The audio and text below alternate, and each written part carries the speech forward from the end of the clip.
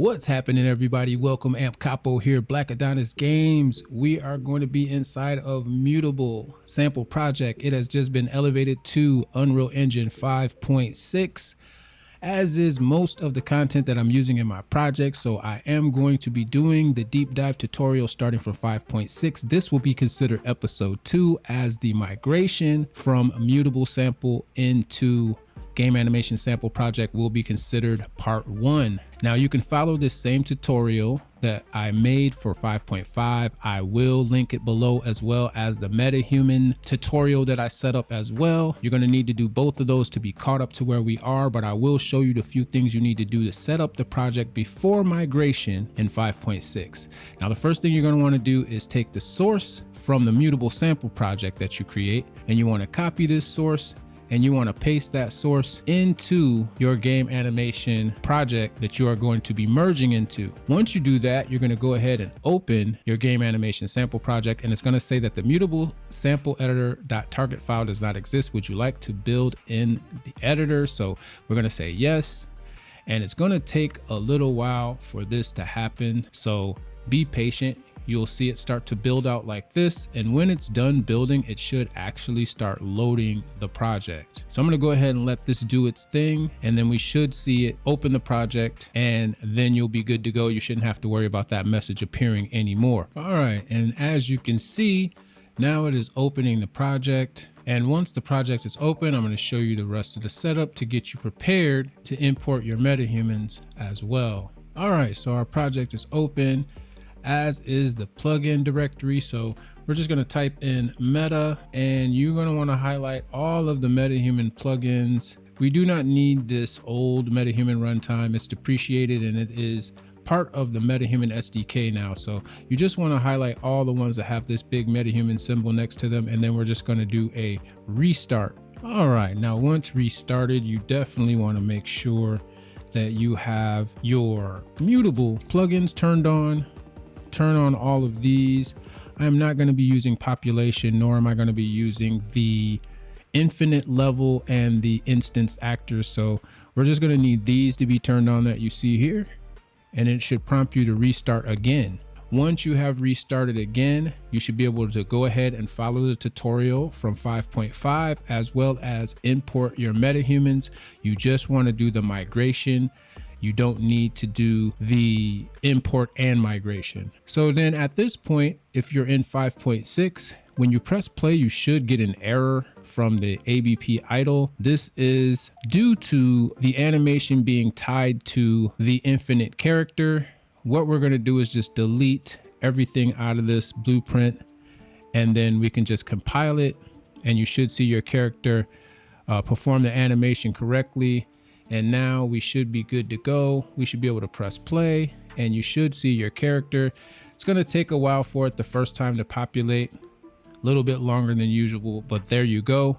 Now you should be caught up to where I am, and we're going to go ahead and start this tutorial from here. Let's go ahead and go in. We're going to go ahead and stop this. And the first thing that we want to do is we want to go ahead and go down to our tutorial folder, and I'm just going to change mine to white. I have a color setup that I use quite often, so I'm just going to stick to using what I use. All right, then once inside of here, we got our basic CO, and we're going to go ahead and open that basic CO. And in here, you want to create a new folder, and you want to put your character's name on it. So mine is KEPAKI.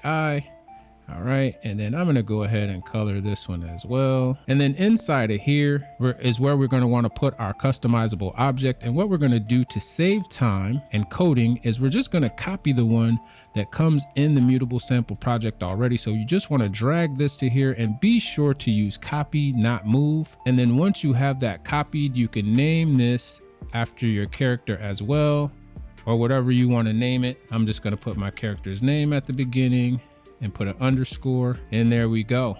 All right, so once we have this done, we can actually open this up, and inside of this character's customizable object, we're just going to delete everything that is here. So just delete those, and you should only have this logic left. And when you compile, you should see an empty preview. Next, we want to go up to where it says states, and we want to go down to cloth, And you're going to see here that there's runtime parameters, 47 to be exact. We're just going to delete all of those as they are referencing the nodes that we just deleted, and we're just going to add 1. And we're going to do the same thing for the body, which has 28. We're going to delete, add 1. And then the last but not least, we're going to do the head, which should have 33 array elements, and we're going to delete and add 1. All right, so now we should compile this, and there we go. Now there are real-time morph section overrides here from the old project as well. We're just going to delete those. We just want to clean as much as we can from the old project out of here, from the old character. And then now we should be able to commence to add our character. But first we need to actually have our metahuman developed and ready. So let's go ahead and go to our metahuman. Under the metahumans folder, if you've done the tutorial correctly, you should have your metahuman here. All right, and you just want to go in to your metahuman, and this is going to open up the metahuman creator for this character. All right, once it's loaded, you will just follow the tutorial that I did set up for the metahumans in 5.6. I have the tutorial link below. You will follow it to set up your character the way you want. Once you have everything set up the way you want, you have your textures downloaded, you have your character rigged and ready, you can just press this assembly button, and then you're just going to press assemble. I've already done this, but it's going to ask you how you want your character. I would suggest you do the UE optimized. You leave this on high quality, or if you want to make it a lower quality, you can.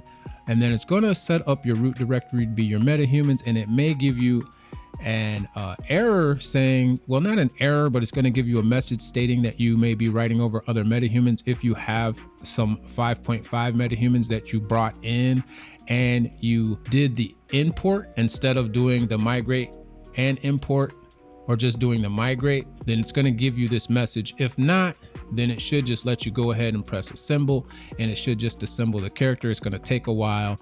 I am not going to do that because I've already done it. My assembled character is here, so I suggest you name your character what you want. I named mine MH at the beginning and just Kapaki Tall. So now I do have this version of the metahuman in my project, and this would be the new version. You can already see that I have done some morphing to make the character a little bit more customized, a little thicker. All right, so there we go. So now we're ready to go ahead and go into the rest of the tutorial here. So once you have those things done, we'll be able to go in and start setting up the character. Now, the first thing that we're going to want to do is drag off of this component, and we are going to set up a mesh component, and we want to call this the head. And here you're going to want to find the head for your character. So we want to put Kapaki in, and these SKMs are the ones that I'm using for the new character. That's what usually is created when you assemble your character. It will put the SKM at the beginning, make them easier to find for you. And you just want to add that in. We do not need to add an overlay material. Next, what we want to do is go to this head, and we want to just drag this in, and you will see that you have your character set up and it has multiple LODs. We only need to use the LOD 0 settings. So we'll drag off of this one just to know this is where we stop. And you just want to type in section, and you'll see the word mesh section. And we just want to grab that, and it should auto populate this. And then you will plug that into this LOD1 for the head. And we're going to continue to do this for the rest of the sections. Going to take a little second. And this is setting up the materials for each part of this skeletal mesh.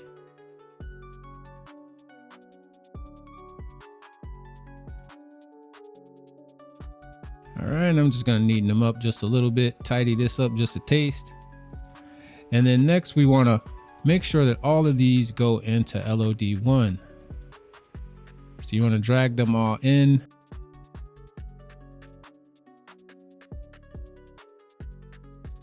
All right, now once we have that done, we should be able to press compile, and you should see your character's head show up with the eyes and the basic setup here. So there we go. All right, so next we want to go ahead, and I'm just going to go ahead and note this as the head. All All right, just to keep things neat and organized and make it so that you can navigate through your project and know what's going on a lot more easier, I would suggest that you do comment. So the next thing that we're going to do is we are going to do the body section. So we're going to once again get our mesh component. We're going to put body, and these nodes are different from the 5.5. You are going to definitely need to use the metahumans from 5.6. The 5.5 versions will not work correctly. The hair will just be doing all kinds of craziness. So you want to make sure you're using a 5.6 metahuman. Now with this, we're going to do the same thing for the body. We're going to just type in Kapaki, and we should have the SKM body mesh, which is here.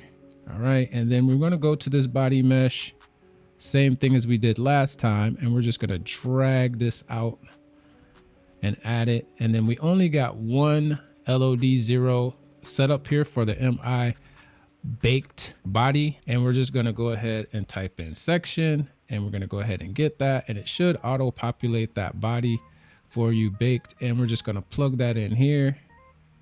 And now we should compile this, and you should see your body show up. And we're just going to comment this as the body.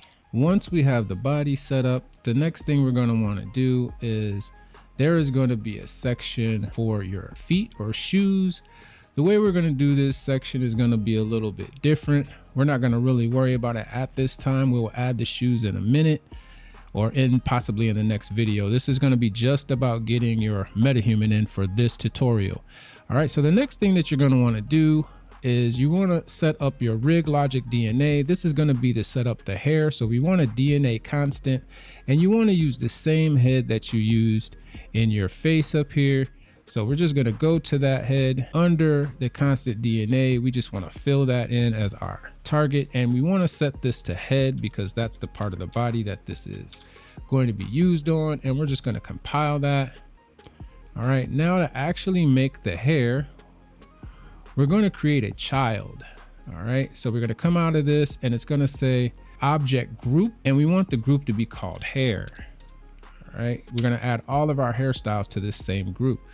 Now under here, it has the word toggle. You'll see here as this is highlighted, this shows you the details over here.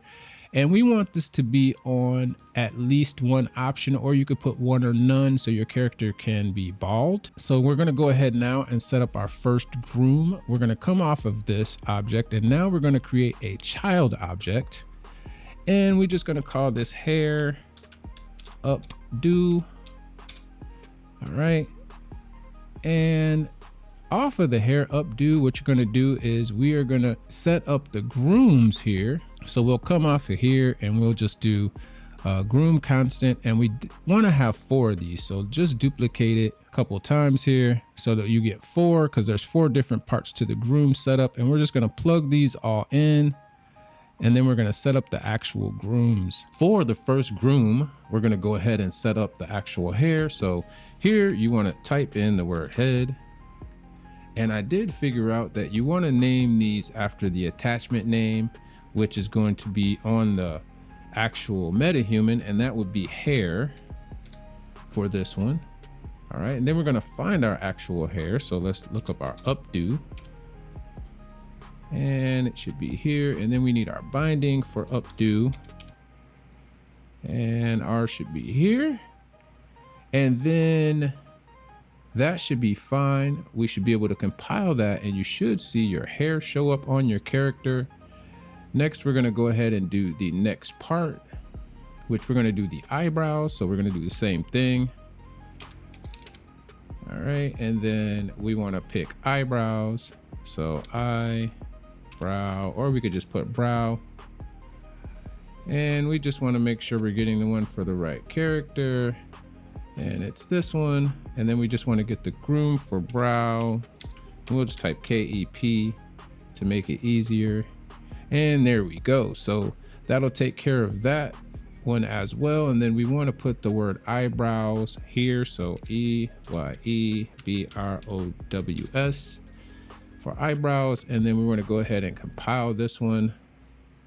All right. And then if we get up close, a little closer than I wanted to be there, we should see our eyebrows. And let me put this down here. try to expand this just a little bit. All right, so there we go. And we have our eyebrows. So now let's go ahead and we're gonna do next will be the eyelashes. So we're gonna go ahead and again, put the head here. We wanna look up our lashes. So LASH, and I'm just gonna put KEP. All right, and we wanna get the binding for the lashes. So we're gonna do LASH again. And it should be the curl binding right here. And then we just want to put in the word eyelashes here. So type that here. And we should be able to compile this. And you'll see your lashes pop in. So now we've got our eyelashes on the character. And last but not least, we want to do the fuzz for the face. So we want to type the word head again. This time we want to put fuzz. And it'll be the first one here with the actual image. And we're going to go ahead and type fuzz again and grab our fuzz binding. And then we just want to type the word fuzz here. And then we should be able to compile this. And now we should have everything, including the face fuzz. So if we get up really close, there you can see it around the mouth and stuff. There's the face fuzz. So that should be it to get the actual character in. This is the basics. We will cover clothing and things next time. Next, what I want to do is I want to go ahead and we're going to put this into the dynamic GUI. So for this, we want to go to the lobby. So I'm going to go ahead and do a save all. And then we need to go to the actual lobby. So let's go ahead and go down here to lobby, and we're just gonna go ahead and go to the level for the lobby and open it up. And in the lobby level, we're gonna go ahead and we're gonna change some things. We're gonna go ahead and this character here that we are using, we're gonna edit this character. So let's go ahead and we're just gonna go to the actual actor and open it. And we'll go to the viewport here. Now what we're going to want to do that's different is we need to go to our actual customizable object for our character, and we need to right click on it and then create a new instance. All right, when you create the instance, this is going to be the instance that is used during gameplay. This is where you can edit things. Like here you can see we have our updo.